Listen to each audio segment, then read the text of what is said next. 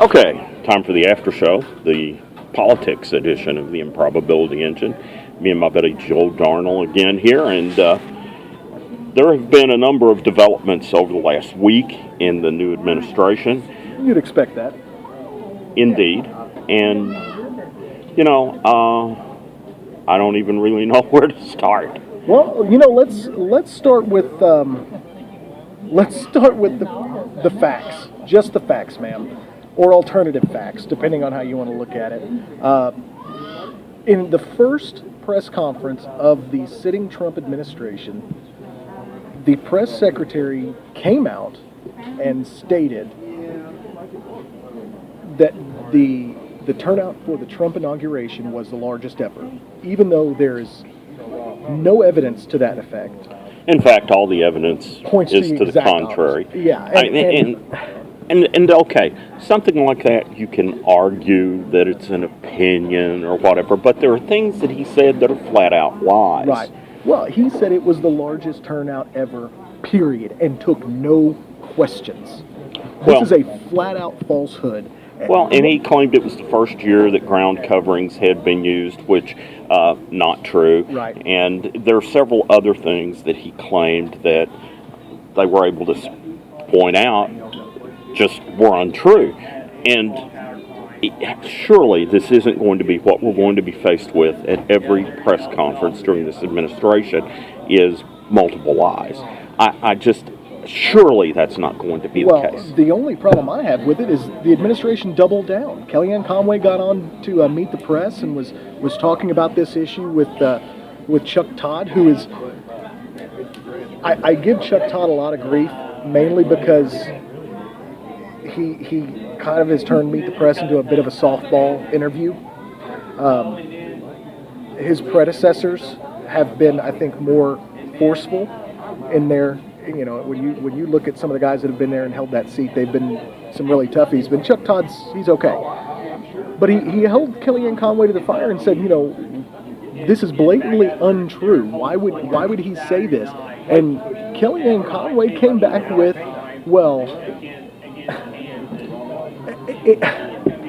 she said, I can't even say the word because it's asinine. Alternative facts. Okay, here's the problem with facts. They're facts whether you like them or not.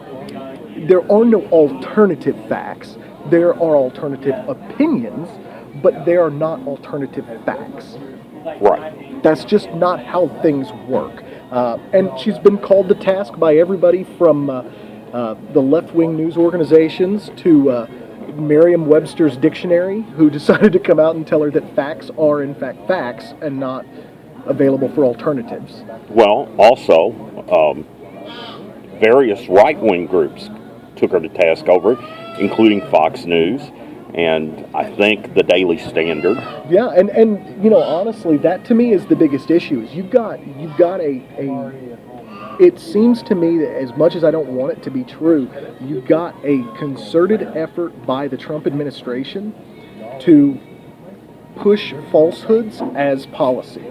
Now, let me highlight something that he did that I think is probably a good idea, even though it will probably make some of his supporters angry. Okay.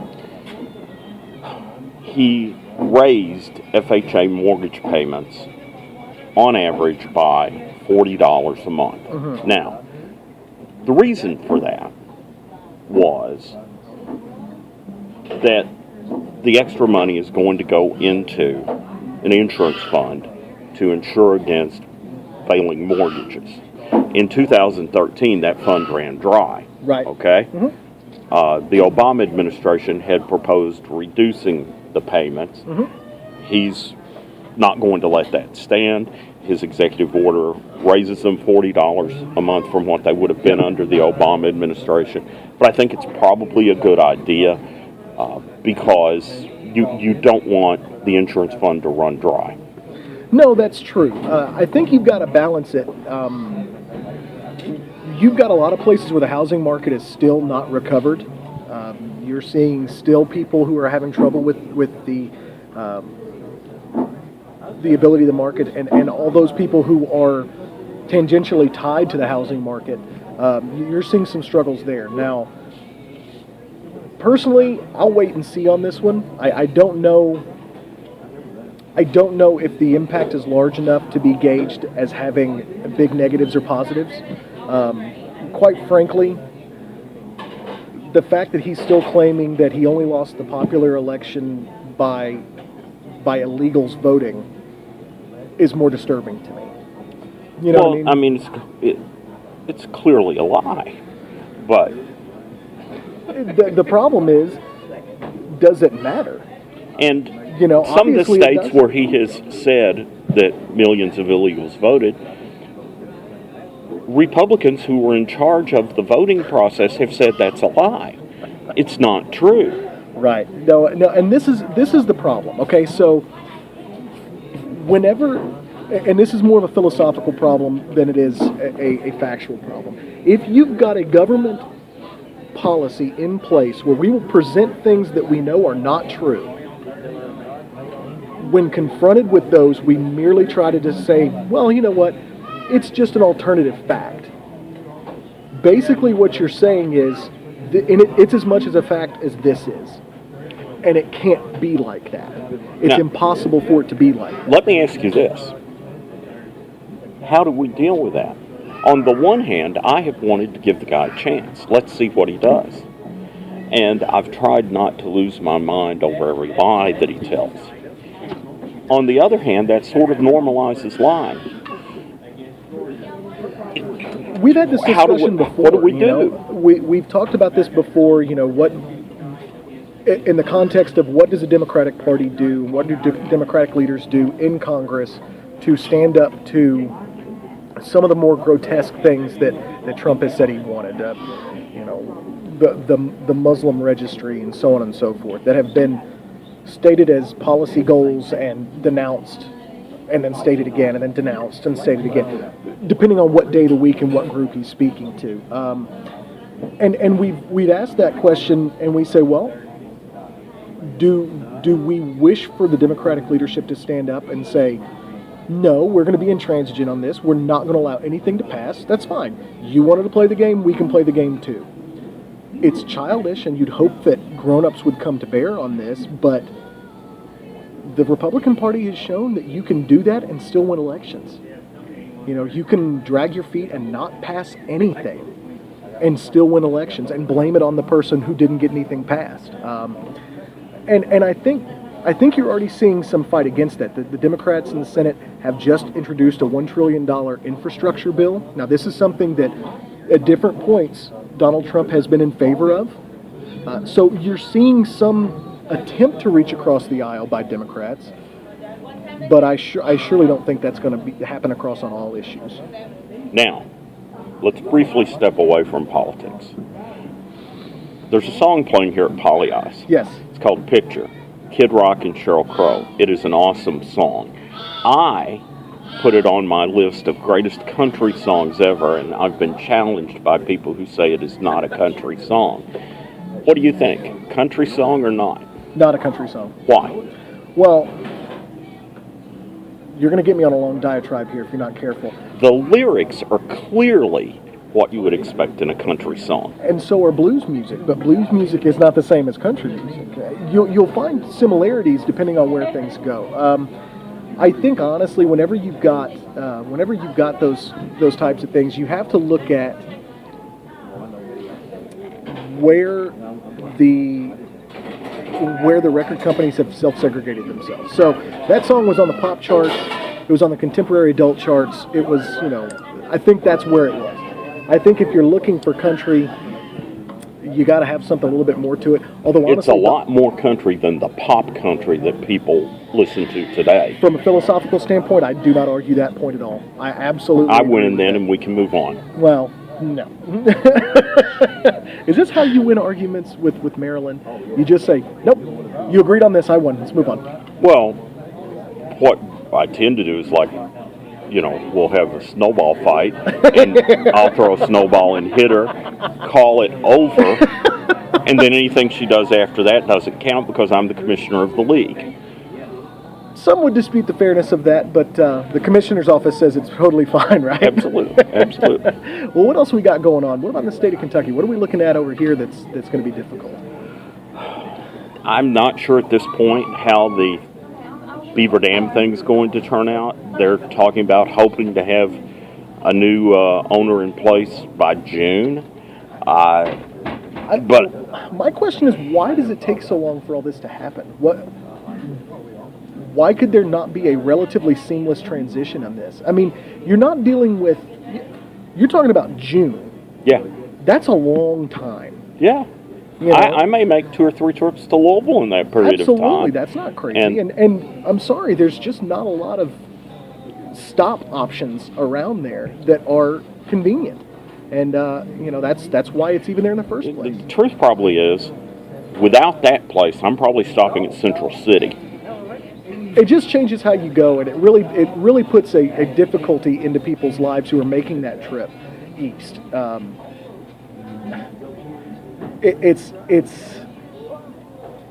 I believe this is a chance where the governor has shown his incompetence. This should have been a much more seamless transition.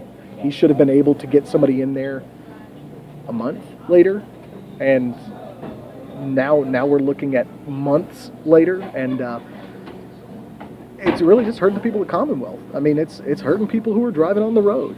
It doesn't bother him. Not like he comes this direction all that often anyway, but it only hurts people, and that's the problem we've got going on right now.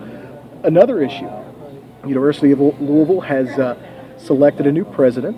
They've gone through the board, has selected their people. The board that has been appointed by Governor Bevin and caused the kerfuffle in accreditation.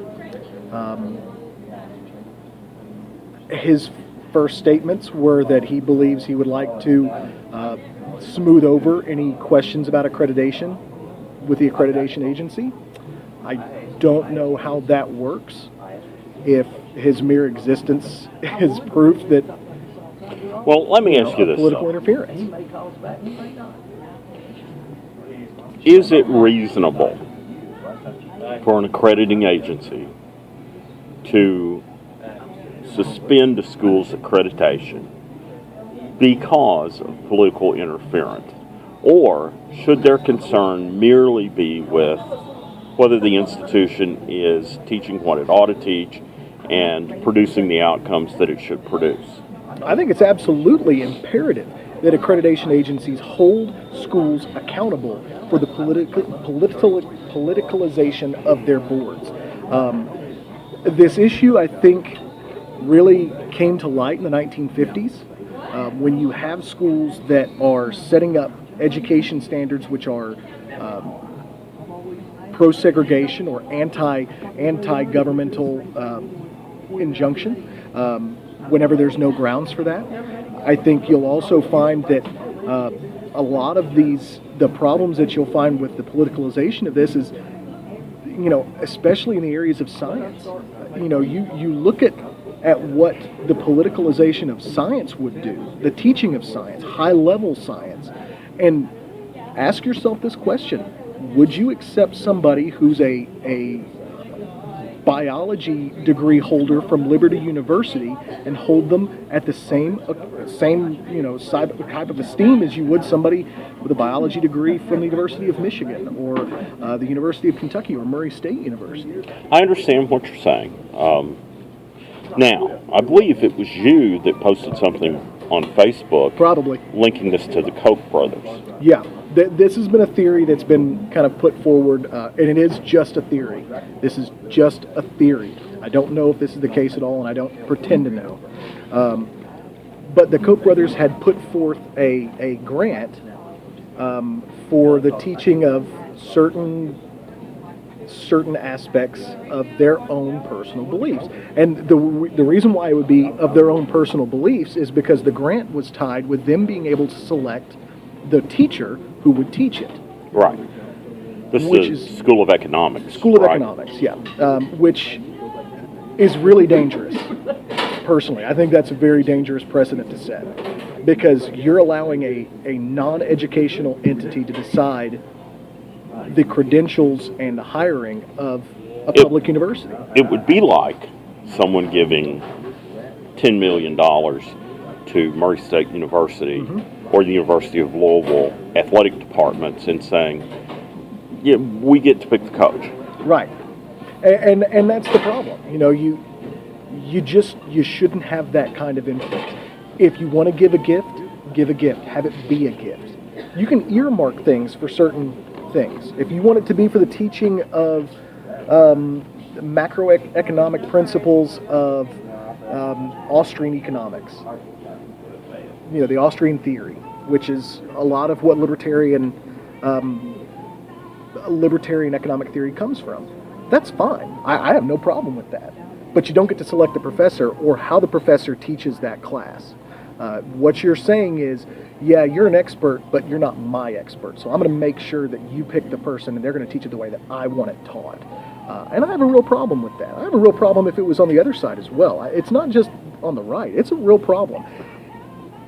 When you're dealing with teaching science to kids, and economics is a science, it should be taught by someone in the field, and they should have the ability to teach it to their own understanding of what you're doing. Now, the hope is that the students being taught have the cognitive ability to take what they're taught and do their own thinking, study, and research, and determine their own thought processes using the factual data at hand.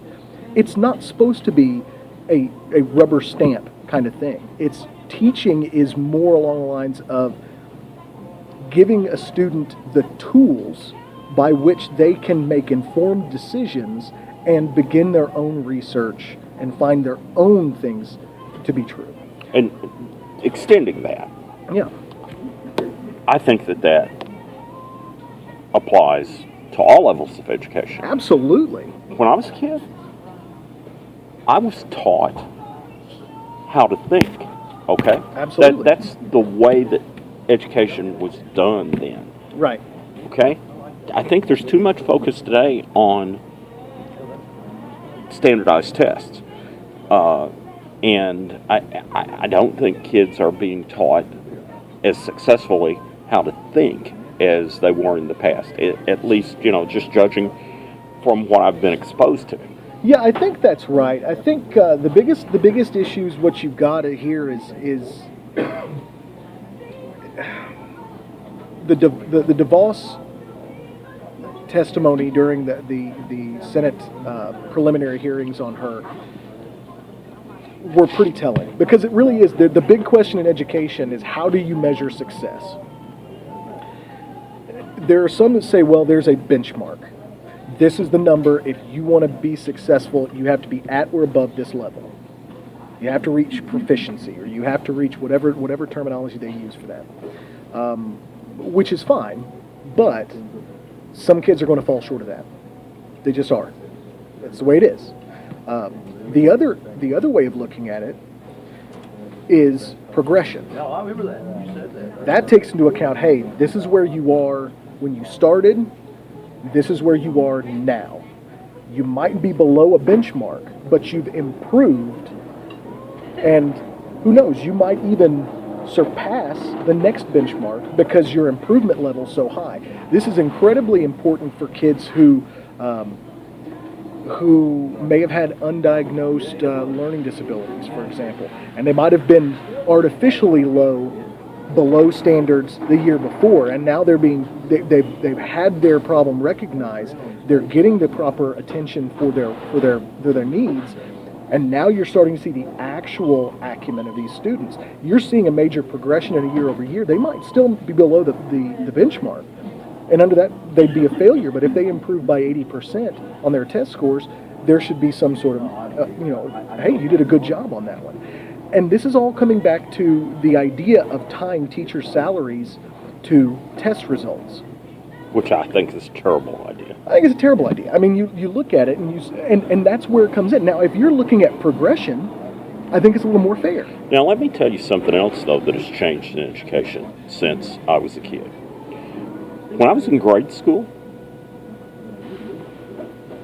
we were taught to be proud of the fact that this was a secular nation. Absolutely. That you could go to any church or no church at all, and that was just Nobody fine. else's business. You're still an And American. Yeah. that's the way we were taught in Right. grade school in the 1960s. Yeah. I don't know what happened to that. Now, there was no antagonism toward religion in our school.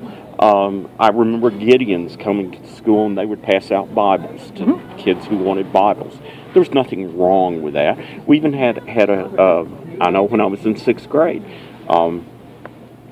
my 6th grade teacher invited us to get up and talk about our church and its history and how it started. And I don't think there's anything wrong with that. Right. Okay? But having the school indoctrinate children in religion, that's where you go a step too far. But that's what people want today. At least that's what it seems to me. I remember somebody came up to me in Walmart and he said he was collecting money. And I was, what for? Right. And he said, to get prayer back in the schools. I said, it's there now. Kids can pray anytime they want to. And he said, I know, and walked on. You know what? This is the problem. Everybody wants religion in schools as long as it's their religion. If you were to go to Dearborn, Michigan, and you say, okay, well, we're going to have the district's religion taught in schools, would be Muslim. it would be Islam. And can you imagine the uproar in this part of the country whenever federal education dollars went to the teaching of Islam? If you lived in, well, let's just use Murray, Kentucky, Right. okay? It would be either Baptist or Church of Christ. Right. And if you're a Catholic, Yeah, you're in the lurch. Well, and here's the problem. Anytime you pick a religion, even trying to be generic and say, well, because the majority is Christian, we'll choose Christian. How is that? The law You isn't in can't place find- to hurt the majority, it's to protect the minority. you can't find a single doctrine that all Christian churches believe in. You can't. I think that's right. And I think that's an issue that people don't understand. What it is, it's a key issue that is going to take government money out of schools and send it to private corporations who will then run schools. Some will be successful and some will fail, and it won't matter because they'll have the money and they'll do whatever they want with it. You won't have any input in how it's run. Unlike now, where a parent can be on the school board, can go out there and take an active participatory role in their own school, even going as far as the curriculum that school teaches. Right. If it goes to these private schools with public money, there's none of that. Absolutely. The money, it's just a check And that's written. where people like Matt Bevin and Betsy DeVos, that's where they want to move us. Absolutely. The And big question is, let's be clear why, okay? Right. Just so that people know why. It's money. They want to siphon public money off and give it to corporations that either they or people that are their friends or family own. Yeah. That's what it's all about. It's like the notion that you should drug test people who receive food stamps. They've done it over and over again in various states, and they find that the number of people who get food stamps that use drugs is so low that it costs them money instead of saves them money Right. to drug test them. yeah, So why do they do it? It's they a do it big because dollar giveaway. yes, they do it because the testing corporation makes millions of dollars. the most egregious of these is in Florida, where Governor Rick Scott, his family owns a testing corporation, and he magically decides to push through this testing requirement for people on welfare. Guess what? Nobody really does drugs when they're on welfare. They don't have any money for that. And what do they find? That they've spent twice as much money or more paying for the testing than they ever saved on people who shouldn't be getting what they're getting. It's the same concept with so much of this stuff. Food stamps has a very low fraud rate. Welfare has a very low fraud rate compared to insurance companies and compared to other programs. And yet they're drugged through the mud because they don't do anything positive. They're just poor people who are paid to stay home. Most food stamp recipients work 40 hours a week. A lot of them are in the United States military. You can't tell me those people don't And- deserve something for that. And the ones who don't work are on Social Security or they're disabled. Right. There's actually a work requirement in the program. And has been since the 90s. It's this- not and- new. Yeah, this is the thing that's mind-boggling to me. Starting with Ronald Reagan running against welfare queens, Republicans and conservatives ran against welfare for years. Then, in the 90s, they reformed it, along with Bill Clinton. They reformed it and changed it. So to get welfare, you have to work. Right. Now, they're still running against it, even though they got what they wanted 20 years ago. And it just goes How to do show you do that? It's America. This is the problem with America. Only in America are the wealthy people jealous of the poor people. This is the problem. They have this idea that somehow being poor is great. You don't have to work. You get all your stuff paid for. You live like a king. You drive a Cadillac. You do whatever you want, and no one can tell you different. The reality of being poor in the United States is a stark contrast to this. It is the most expensive way of living. It's something that keeps you poor.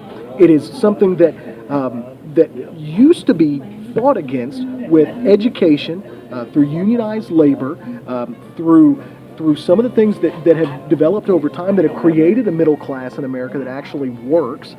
And what have they done? They've made Kentucky a right-to-work state where unions can't collectively bargain just so they can push down wages. They've cut education, and they've made education less important. They want people to go to technical school instead of going to college. Some people can go to technical school, but what about the kids who are college ready? You're not giving them that kind of leg up. You're actually cutting the chances for them to go to university in the state of Kentucky. And why do they want them to go to technical school instead of college? Because they don't want critical thinkers. They don't want people to know what they're really up to. They want a person who can turn a wrench and not use their brain. And what's really insulting about that is a lot of the people that I know who have a job turning a wrench, they're some of the smartest people I've ever met. They're blessed with cognitive ability and problem-solving skills that I don't have. That is incredible. And what they're doing is they're getting hosed. The next generation is getting hosed. They're having to pay for it out of their pocket and out of their future just so that some corporation can make more money. And that is disgusting, and it needs to stop. And that may bring us to the end. Does it? It does. Brings us to the end of this edition of the Improbability Engine. So long. So did you hear about the women's